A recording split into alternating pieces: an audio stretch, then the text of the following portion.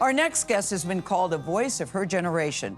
Morgan Parker is her name. She's the author of a young adult novel and 3 poetry collections, including the award-winning book Magical Negro. Parker's debut book of essays is called, I love this title, You Get What You Pay For. They examine what Parker calls the simultaneously difficult and beautiful cultural legacy of Black womanhood. We are very happy to say that Morgan Parker joins us live and in color in the studio. It's so great to meet you and have you here. Yeah, thank you so much for having me. It's great to meet you. Of course. Your book is very candid, very raw. You describe yourself as a high-functioning depressive, which means what exactly? Basically, that though I do have depression and struggle with it every day and take my medicine, that a lot of folks don't know that about me or see it or see the struggle.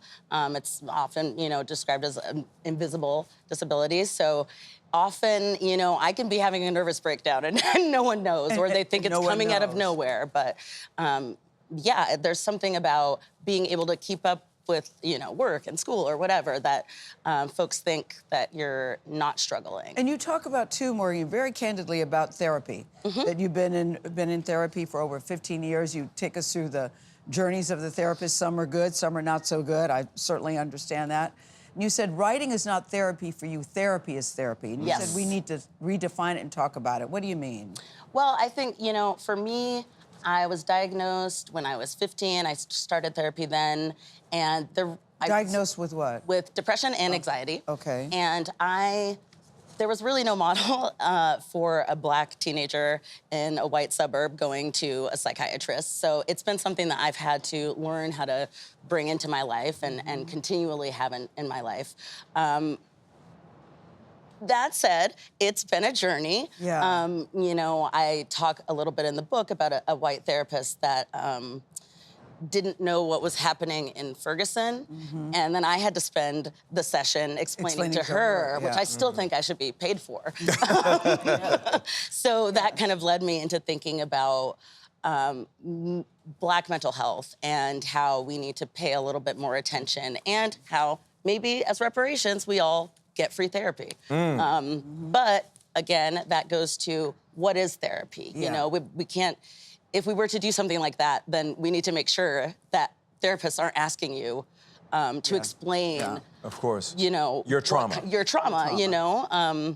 Yeah, so that's kind of what I go through. One of the essays is titled Everything is a Slave Ship. And you write, the slave ship has become a place of mind. Very, very powerful.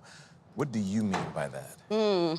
I think, for me, it's not the vessel of the slave ship, but the economic situation of it. That there's a lot of ways in which the legacies of our bodies being for sale show up in the world in a lot of different industries and in a lot of different ways, small daily ways and larger systemic ways. So really, it's about getting us out of this mindset. Culturally and collectively of thinking about each other's value in a way that is damaging and rooted in evil. Morgan. I think it's important for people to know you still have hope. You said I've lived a good life and I still have hope. In less than a minute, would you tell us what you mean by that? For me, being able to communicate, being able to articulate pain creates a way forward.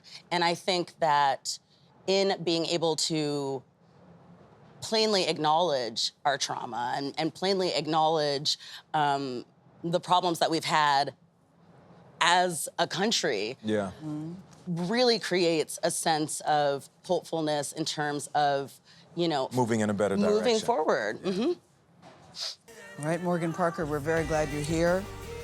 Tony, we were talking about your writing, really brilliant writing. Really Thank sharp. you so It handles much. like a Porsche. Really. Yep.